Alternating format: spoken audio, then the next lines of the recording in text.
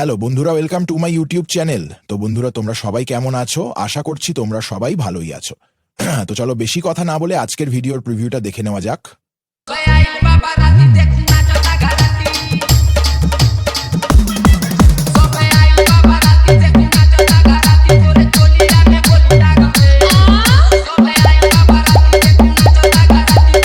Status king शुभ पटना बाली ये चैनल अभी सब्सक्राइब करें।